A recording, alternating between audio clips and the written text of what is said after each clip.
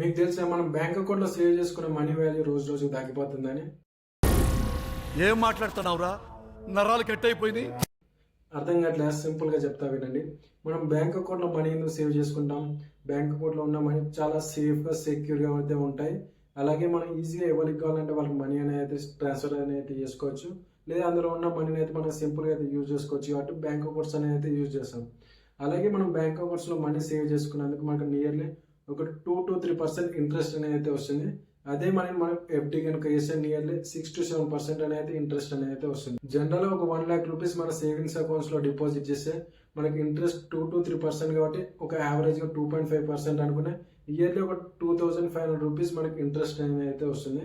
ఒకవేళ అదే మన ఎఫ్డి కనుక వేస్తే ఎఫ్డిలో ఇంట్రెస్ట్ వచ్చేసి 6 to 7% కాబట్టి యావరేజ్ గా ఒక 6.5% అనుకున్నా సరే ఇయర్లీ మనకు ఒక 6500 రూపీస్ ఇంట్రెస్ట్ రూపంలో ఎఫ్డి ద్వారా అయితే వస్తుంది. ఇవన్నీ చూసాక మీరైతే సేవింగ్స్ అకౌంట్ చాలా మంచిగా ఉంది అని మీరైతే చాలా మంది అయితే అనుకుంటున్నా. కాకపోతే ఇక్కడైతే మనం అయితే ఒకటైతే మర్చిపోతున్నాం, అదే ఇన్ఫ్లేషన్. ఇన్ఫ్లేషన్ అంటే ఏం లేదు, సింపుల్ గా చెప్పాలంటే ప్రైసెస్ అనేది అయితే పెరగడం టైంని బట్టి. ఇది గుర్తుపెట్టుకుంటే చాలా సింపుల్ గా అయితే మీకైతే అర్థమవుతుంది. మనం ఒక చిన్న ఎగ్జాంపుల్ తోటి అయితే చెప్తాను, అప్పుడు ఈజీ అయితే అర్థమవుతుంది. మనం పోయిన సంవత్సరం పెట్రోల్ ఎంత రేటు కొన్నాం, ఈ సంవత్సరం పెట్రోల్ ఎంత రేటు కొంటున్నాం. సో వీటి మధ్యలో ప్రైసెస్ అనేది కంపేర్ చేస్తుంటే పోయిన సంవత్సరానికి ఈ సంవత్సరానికి ప్రైస్ అనేది ఖచ్చితంగా పెరిగే ఉంటుంది.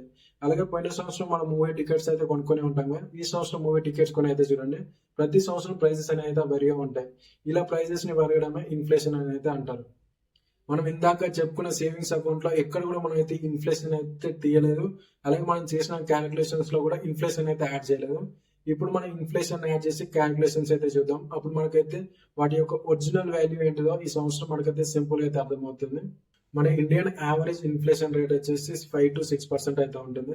సో దీన్ని అయితే మన ఒరిజినల్ ఇంతకుముందు క్యాలిక్యులేషన్స్ అయితే చేసాంగా వాటికైతే యాడ్ అనేది చేద్దాం. అప్పుడైతే మనం 1 lakh ఇన్వెస్ట్ చేసిన దాని ఒరిజినల్ వాల్యూ ఏంటో మనకి ఈజీగా అయితే అర్థమవుతుంది. చలో ఇప్పుడైతే మనం క్యాలిక్యులేషన్స్ అయితే చేద్దాం. మనం జనరల్ ఒక 1 lakh రూపీస్ మన సేవింగ్స్ అకౌంట్ లో డిపాజిట్ చేస్తాం.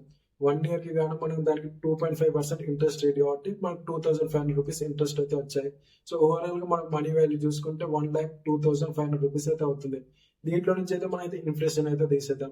-5%, తక్కువలో తక్కువ అయితే 5% కాబట్టి 5% అయితే తీసేద్దాం. ఓవరాల్ గా మనం 1,02,500 నుంచి 5% తీసేస్తే మనకి ఒరిజినల్ వాల్యూ వచ్చేసి ఇక్కడ అయితే ఉంటుంది. సో ఇది మనకు 97,375 రూపీస్ అయితే అవుతుంది. సో మనం ఫస్ట్ ఇన్వెస్ట్ చేసిన వాల్యూ అయితే ఉంటుంది, 1 lakh రూపీస్ అయితే ఇన్వెస్ట్ చేసాం. సో 1 year తర్వాత ఇన్ఫ్లేషన్ కన్సిడర్ చేసుకుంటే దాని వాల్యూ వచ్చేసి 1,97,375 రూపీస్ అయితే అయినాయి. సో ఇది మనం 1 lakh పెట్టాం, 1 year తర్వాత వాటి వాల్యూ వచ్చేసి 97,335 రూపీస్ అయితే అయింది. అర్థమైంది. మనం బ్యాంక్ లో సేవ్ చేసుకునే మనీ వాల్యూ ఇన్ఫ్లేషన్ వల్ల రోజు రోజుకు తగ్గిపోతూనే ఉంటుంది. మనం బ్యాంక్ లో మనీ సేవ్ చేసుకుంటే చాలా సేఫ్ అయితే ఉంటాయి, అలా సెక్యూర్ అయితే ఉంటాయి. ఎప్పుడు కావాలంటే అప్పుడు మనీ అనేది అయితే యూజ్ చేసుకోవచ్చు. కాకపోతే మనం ఎక్కువ శాతం మనీని అయితే తీసుకుపోయి సేవింగ్స్ అకౌంట్స్ లో అయితే పెట్టవద్దు. ఎందుకంటే ఇన్ఫ్లేషన్ వల్ల ఆ మనీ వాల్యూ తగ్గిపోతూనే ఉంటుంది. సో దీనికి బదులు మీ దగ్గర ఎక్కువ మనీ ఉంటే ఇన్వెస్ట్ చేయడానికి అయితే ట్రై అయితే చేయండి. మీ మనీని గోల్డ్ లో లేదా సిల్వర్ లో లేకపోతే రియల్ ఎస్టేట్ లో లేదా మ్యూచువల్ ఫండ్స్ లో స్టాక్ మార్కెట్ ఎక్కడో ఒక దగ్గర అయితే ఇన్వెస్ట్ అనేది అయితే చేయండి.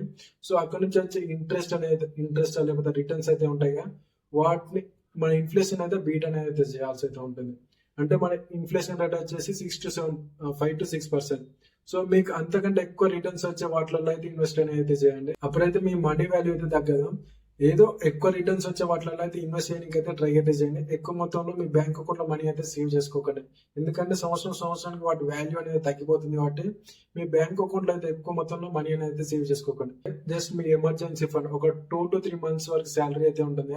అంటే ఇప్పుడు సపోజ్ మీ శాలరీ వచ్చేసి ఒక 50,000 అనుకోండి, 3 months శాలరీ ఒక 1,50,000 వరకు ఆన్ స్పాట్ మీరు ఎప్పుడంటే అప్పుడు అక్కడ నుంచి ఆ మనీ తీసుకునేటట్టు మీ బ్యాంక్ అకౌంట్ లో అయితే సేవ్ చేసుకోండి.